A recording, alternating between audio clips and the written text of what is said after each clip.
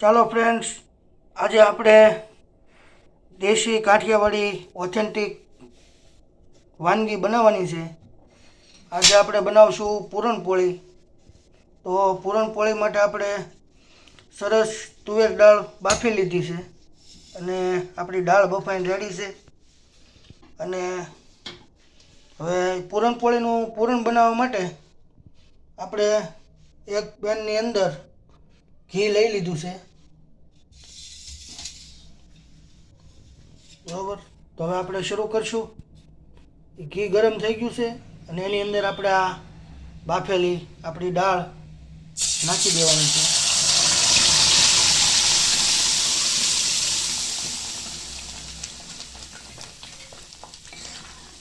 હવે દાળને આપણે ઘીમાં એકદમ બરોબર શેકવાનું છે. તો આજે અમે તમને પૂરણપોળી બનાવીને બતાવશું. તો સૌથી પહેલાં આપણે પૂરણ બનાવવાનું સ્ટાર્ટ કરી દીધું છે. હવે આને ઘટ થવા દેવાનું છે. આપણે એકદમ ઘટ થઈ જાય, બધું એની અંદરથી પાણી બળી જાય ત્યાં સુધી આપણે એને પકાવશું ઘીમાં. જો આપણે ધીમે ધીમે આપણી દાળ એ થોડી કઠણ થવા લાગી છે. આવી રીતે ધીમે ધીમે એનું બધું પાણી બળી અને આપણે સરસ એનું પૂરણ બનાવી લેવાનું છે. જો ફ્રેન્ડ્સ, આ સ્ટેજ ઉપર આપણે ઘણું બધું પાણી આપણું બળી ગયું છે દાળમાંથી. અને સતત હલાવતા હલાવતા આપણે દાળનું પાણી બધું બાળી દીધું છે. હવે એમાં આપણે ખાંડ એડ કરી દેવાની છે. હજી ખાંડનું પણ થોડું પાણી થશે.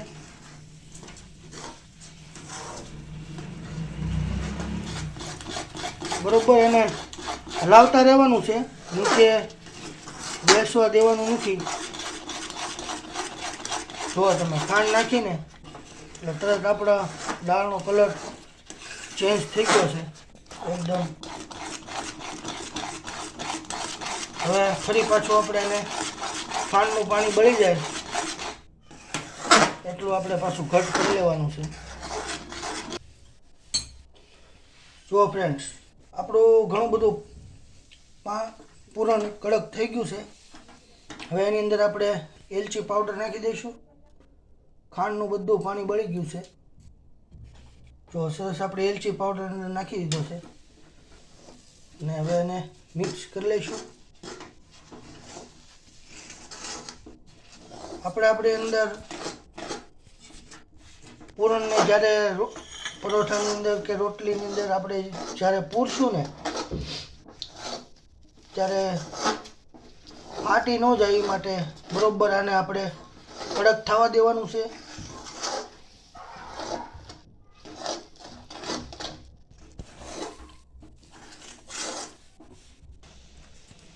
જો હવે આ સ્ટેજ ઉપર આપણું પૂરણ એકદમ રેડી છે.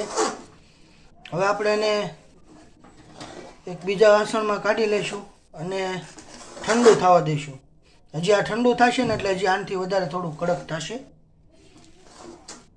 તો ચાલો આપણે કાઢી લઈએ. જો આપણે પૂરણને એક થાળીમાં કાઢી લીધું છે અને એને આવી રીતે પાથરી દઈશું આપણે ઠરવા માટે. સહેજ ઠંડુ થઈ જશે ને તો આપણી પૂરણપોળી ફાટશે નહીં અને એકદમ સરસ બનશે.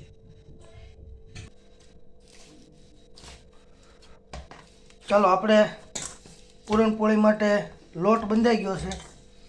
આપણે બિલકુલ રોટલીનો લોટ બાંધતા હોય ને એવો જ લોટ બાંધવાનો છે, પણ એમાં થોડુંક મોણ નાખવાનું છે. જો આપણો લોટ રેડી છે, આપણું પૂરણ પણ રેડી છે. હવે આપણે બનાવશું પૂરણપોળી. જો આપણે હવે પૂરણપોળી આપણી બનાવશું.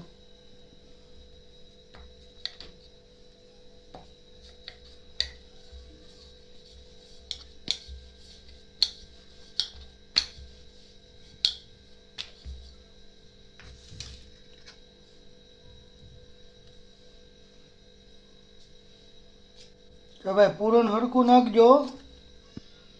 પૂરણ ઓછું હશે ને તો ખાવાની મજા નહીં આવે.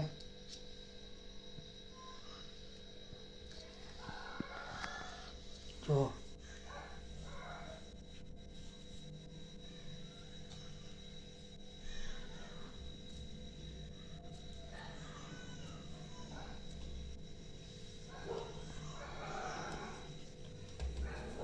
ફરી પાછા આપણે ફાઇનલ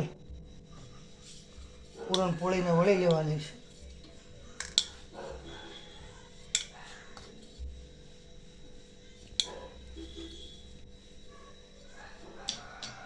ઓકે, રેડી છે આપણી પૂરણપોળી. હવે એને આપણે શેકી લઈશું. ચાલો આપણે ફેરવી લઈશું. જો એક બાજુ સરસ આપણી પૂરણપોળી શેકાઈ ગઈ છે. તો આવી રીતે ધીમે ધીમે આપણે એને ધીમા તાપે શેકી લઈશું મસ્ત. જો ફ્રેન્ડ્સ, આપણી પૂરણપોળી ફૂલે ને એવી સરસ શેકાવા લાગી છે. જો આપણી પૂરણપોળી રેડી થઈ ગઈ છે.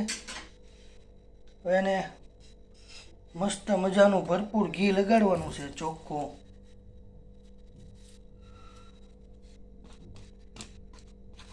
હા એમ પૂરણપોળી તો ઘીમાં ડૂબેલી જ સારી લાગે હો ભાઈ. જુઓ ફ્રેન્ડ્સ, આપણી પૂરણપોળી ઓલમોસ્ટ રેડી છે, કમ્પ્લીટ ખાવા માટે. સુગંધ એ બહુ સરસ આવે છે.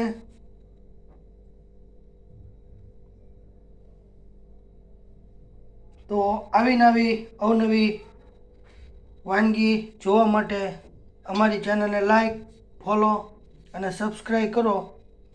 અને જો તમને અમારી આ રેસીપી ગમી હોય તો તમારા મિત્રોને શેર કરો.